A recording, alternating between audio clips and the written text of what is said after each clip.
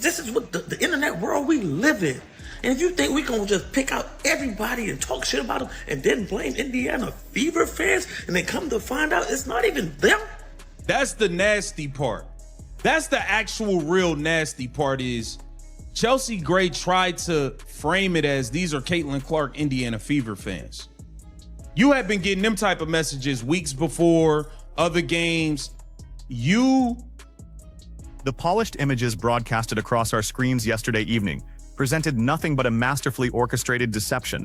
At the exact moment countless supporters were jumping off their couches and network lenses locked onto Caitlin Clark beaming after delivering the most spectacular first-year showcase in league memory, a deeply unsettling treachery was brewing quietly among the Indiana Fever reserves. We all assumed the era of petty detractors had concluded.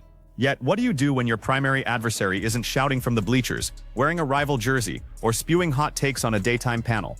Imagine your ultimate obstacle. The architect actively plotting to derail your surge and extinguish your shine is the very individual holding the clipboard. A massive, undeniable revelation just emerged from the inner circle of the Fever organization, painting a grim picture. While Clark was dominating the floor, smashing historical benchmarks, and prompting sports anchors to literally draft new narratives live on air, her own leadership group was scheming to sideline her. They desperately wanted to kill her historic run and snatch her rightful glory. If that sounds like sensationalized fiction, wait until you process the blistering remarks from basketball icon Candace Parker, who unleashed a televised tirade to broadcast this poisonous mutiny to the masses. To truly comprehend the audacity of this internal backstabbing, you must first acknowledge the sheer brilliance Clark displayed on the court. This was far beyond a standard hot streak from a newcomer. It was an awe-inspiring exhibition of athletic supremacy that fundamentally shattered the league's status quo. As so far as saying, Stephanie White, trainers, you know you better not pull me out this game. You know you better not pull me out this game. So minutes restriction for Wednesday's game shouldn't be here. But unfortunately, leave it up to Stephanie, Methany, Heffany White to not give us a finite answer. She doesn't give us the answer that we want. When asked about Caitlin Clark being on minutes restriction, Stephanie White apparently hasn't made up her mind. I really am tired of this minutes restriction circus, this minutes restriction parade. Stepping onto the hardwood, she immediately launched strikes from ranges that defy basic logic, casually dismantling untouchable milestones as if they were brittle branches. Her impact wasn't merely padding the box score. It fundamentally warped how the game is spatially played. This showcase was so overwhelmingly commanding, striking such deep fear into the opposition, that network executives were forced into a frantic scramble, hijacking their own scheduled feed to deliver a monumental update mid-action. Veteran sports personalities stared straight into their monitors and finally articulated what the stubborn critics had feared saying aloud for an eternity. Caitlin Clark is the unquestioned marquee attraction, the vital pulse of the organization, and the sole reason viewership is skyrocketing. Every single historical ledger at the main office will require a permanent revision featuring her signature in bold permanent ink. She did not just quiet the skeptics, she sent them packing. The arena faithful screamed her moniker with such ferocity that the actual stadium foundation vibrated. Yet, amid this historic coronation celebrated by thousands, the atmosphere radiating from her own sideline remained deeply sinister, steeped in envy, and thoroughly corrupted. We have Caitlin Clark. There wasn't a picking the best, the most popular player, but clear anti-Fever agenda. Now, I believe they might have tweeted this before news came out that Caitlin Clark actually declined that, but I don't know if Sophie would have turned it down. Now, we don't know if they invited Sophie, but I'm pretty sure Sophie is definitely going to respond to this. You know what I'm saying? I do know Sophie do respond to people. If we like add her a bunch of times on Twitter, try to see why, like, got to be something we could do. Sophie Cunningham, as of right now, is 43%. Aaliyah Boston, 46%. Kelsey Mitchell, 42%. Wow, bro. So technically, Aaliyah Boston is the best three-point shooter, right? At the precise instant she was torching nets and delivering an absolute masterclass, a revolting truth began seeping out to the media gallery. Bulletins originating straight from the stadium corridors. Intel currently short-circuiting social media platforms and overwhelming digital networks exposed a leadership staff gripped by utter terror. The most unbelievable aspect of this entire ordeal is the root cause of their anxiety. The coaching staff wasn't sweating because the team was dropping the contest.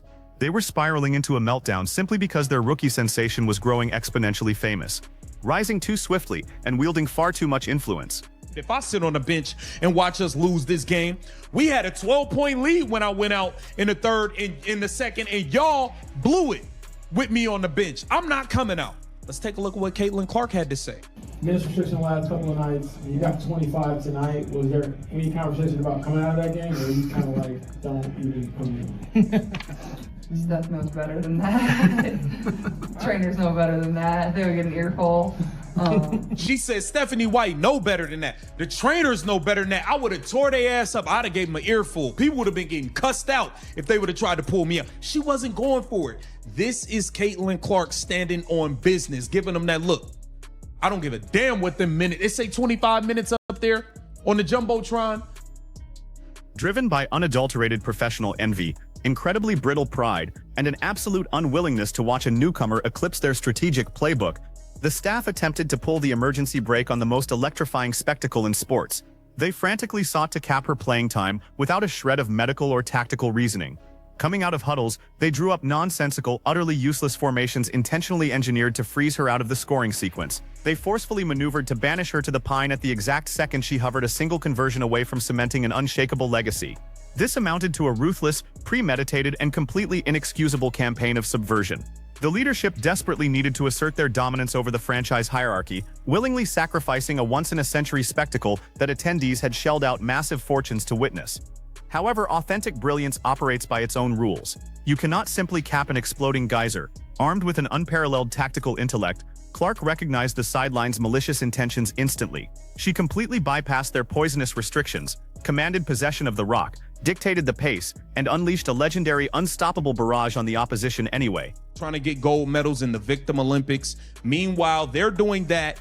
Caitlin Clark is continuing to set the standard, raise the bar for the future of women's basketball, for the new star, for the Juju Watkins, for the Hannah Hidalgos, for the Sarah Strongs, for all of the new young players that are going to walk into this league. Caitlin Clark setting the standard, creme de la creme. Now, we have to get in some other things because obviously, you know, it's so much going on. You had Becky Hammond come out and speak about the Sandy Brondillo, Angel Reese situation, and she claims she just wants to get back to basketball.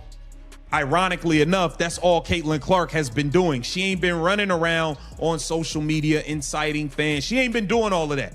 She's just been trying to get healthy, get off minutes restriction, and hoop. Okay, but meanwhile, y'all want her to run around and participate in these Victim Olympics and speak on this, speak on that. She already spoke on everything. Meanwhile, she continues to get blamed for everything. I'm not sure who this gentleman is, but I think he laid some things out very well here. Let's take a look. Caitlin Clark, you got to denounce everything. Denounce this, denounce that. It's your fault for everything. You're the blame for everything. None of this stuff happened until you came in the league. Or maybe nobody watched the fucking league until she came in the league. And that evening, she managed to conquer not only the opposing roster, but also the bitter scheming of her own mentor. Yet, my friend, this narrative stretches far beyond the final buzzer. The authentic, undisputed titans of the hardwood community are seething with anger, absolutely refusing to bite their tongues regarding this flagrant slight. The moment basketball royalty and celebrated champion Candace Parker witnessed the appalling tactics utilized by the Indiana leadership, she bypassed the usual cryptic social media posts or disappearing digital updates. Instead, she strode directly onto a national broadcast desk and unleashed an unrelenting, scorched-earth verbal assault aimed squarely at the organization's sideline personnel. But she had a turn. Yeah, kiss my behind. Single best thing to ever happen to women's sports, and it's not close. The face of the league on a minutes restriction.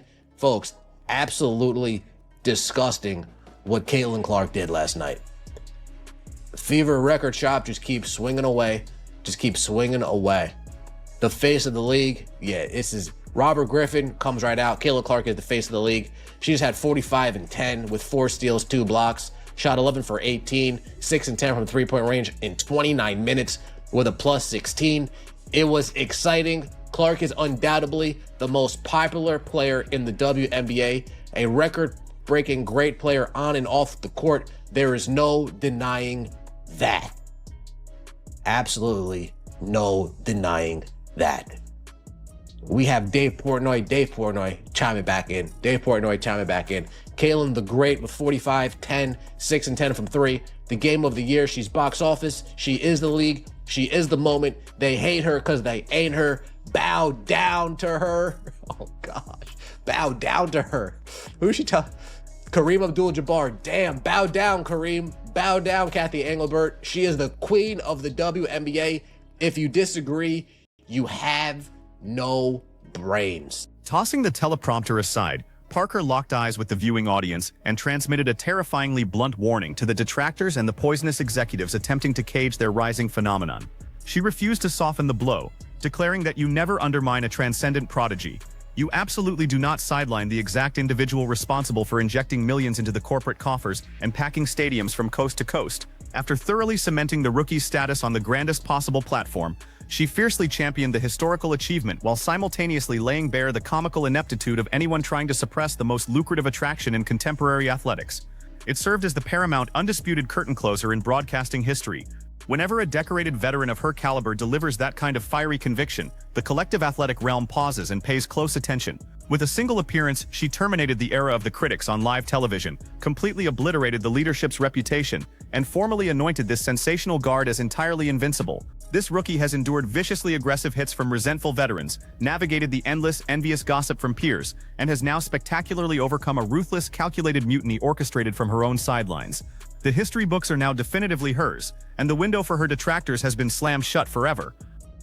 Up her 7th technical foul because we got bums on the Connecticut Sun. Diamond Miller, you played a good game. You talking trash. You're down 30. You fouling Caitlin Clark after the whistle. When we walk into our benches for timeouts, you're still grabbing and fouling. All this stuff. You got Sanaya Rivers trash talking. You down 30. Look at the scoreboard. Caitlin Clark told her, look at the scoreboard, bum. Caitlin Clark gets a 7 technical. Check this out. And the jawing continuing. He told her, look at the scoreboard. You doing all that trash talking. Look at the scoreboard. Sanaya Rivers was the one starting all of that. Caitlin Clark gets a bogus 7 technical foul. Trash talking, and you down by 30. You down by 30, Sanaya Rivers. You look like a straight clown.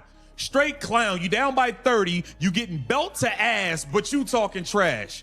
That's why you're not good. That's why the Connecticut Sun stink.